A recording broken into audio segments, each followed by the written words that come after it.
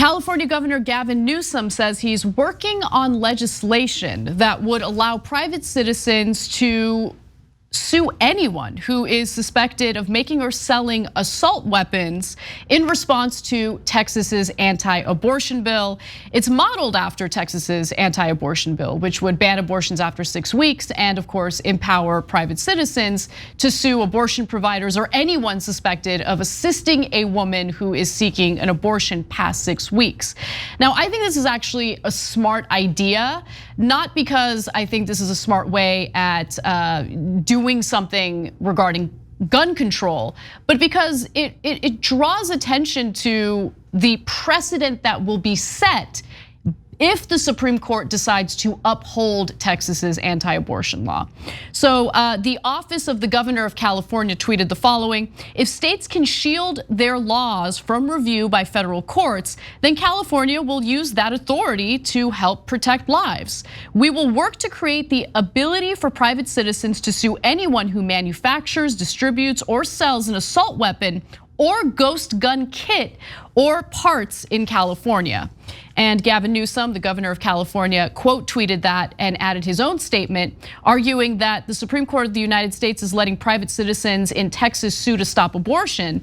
If that's the precedent, then we'll let Californians sue those who put ghost guns and assault weapons on our streets. If Texas can ban abortion and endanger lives, California can ban deadly weapons of war and save lives.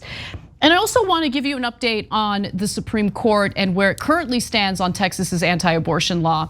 So the latest ruling was that as this debate rages on and as the Supreme Court considers the constitutionality of the law itself, they will allow the law to remain in effect. So they have not blocked the law, okay?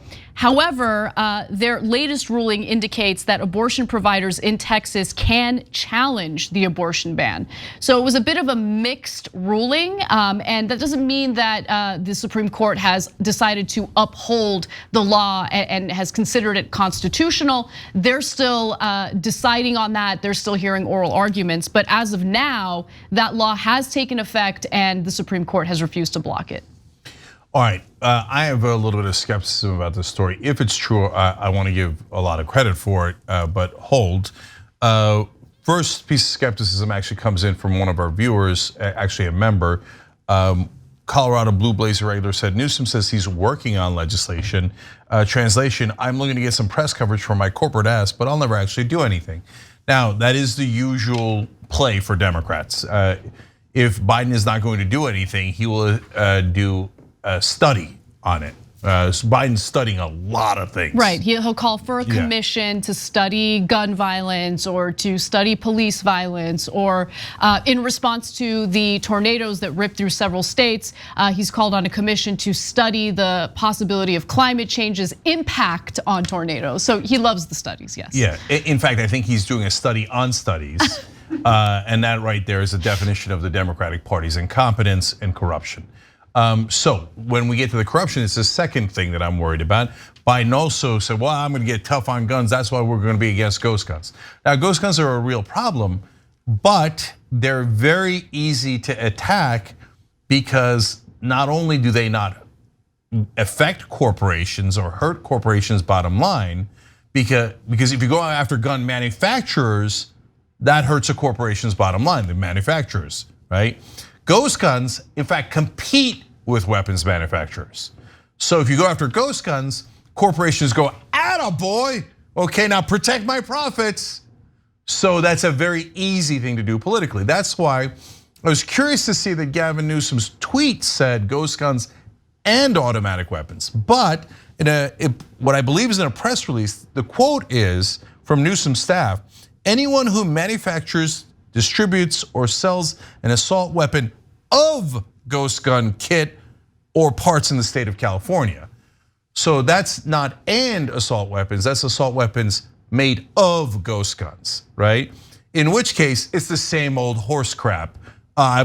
Even Democrats protecting gun manufacturers and their profits by going after their competitors, which are ghost guns. So again, ghost guns are a real problem.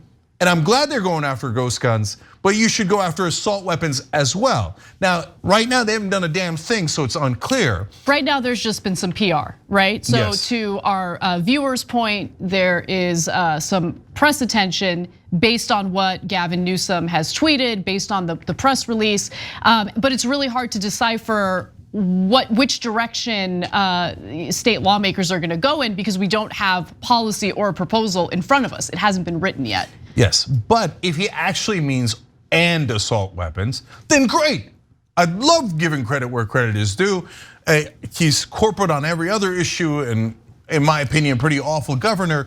But why didn't anybody else think of this obvious thing? Look, I talk about it all the time, and then other Democrats attack me. I say, if they're gonna gerrymander red states, we should gerrymander the hell out of blue states. If they're going to shut down voting areas in Democratic areas in red states, we should shut down voting areas in Republican areas of blue states. That's where people lose their minds. You can't do that, that's fighting fire with fire. Yeah, the point is to get, not so that we do it forever, it's to get them to stop doing it in red states. Yeah, so that's the point that I wanted to draw attention to, because this isn't actually about doing anything.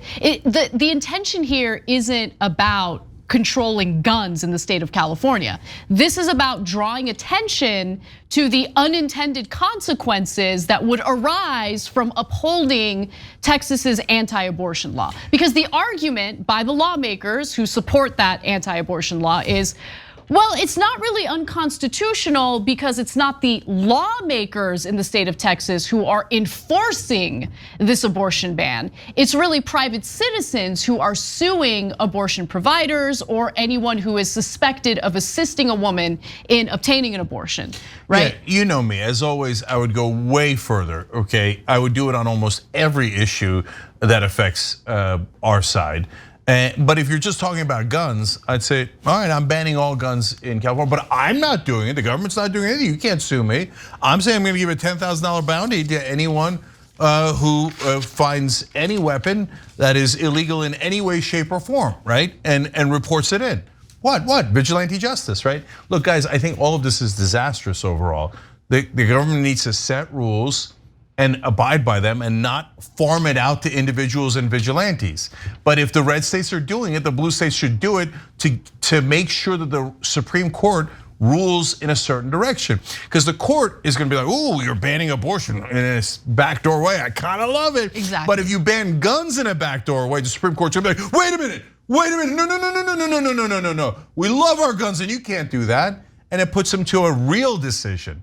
So if Gavin Newsom means it, even though I think it's relatively mild, it's still more than any other governor's doing, and it's a good idea, and I appreciate it. I mean, every blue state should be attempting the exact same thing, right? Call their bluff. I mean, and I think it does send a message to the Supreme Court. I don't know how much of a sway it's gonna have in their final decision about Texas's anti-abortion law, but I just wanna note that part of the anti-abortion law in Texas empowers private citizens to file these lawsuits by providing a bounty, essentially a $10,000 reward if they succeed in successfully suing someone or an abortion provider, okay, for violating the law. And the same type of tactic, if this is really gonna be pursued by Gavin Newsom, would be used in their policy. And by the way, if you want to protect abortion on this particular type of law, what you would really do is you'd pass a law saying anyone who catches corporate malfeasance will get $10,000, okay? Oh, the Supreme Court, their number one goal is to protect corporations. So if they see that, they're like, no, not any kind, do not turn the citizens against our beloved corporations. Oh my God, that would be so much more powerful. Like yummy in my tummy. Yes, and you will never see that from a Democrat. No, never. Last note on this, guys. If you see Democrats only talking about doing regulations on ghost guns, understand they're cowards and don't actually want to do gun control. They're actually just helping gun manufacturers with their profits. Thanks for watching The Young Turks, really appreciate it. Another way to show support is through YouTube memberships. You'll get to interact with us more. There's live chat emojis, badges. You've got emojis of me, Anna, John, JR, so those are super fun. But you also get playback of our exclusive member-only shows and specials right after they air. So all of that, all you gotta do is click that join button right underneath the video. Thank you.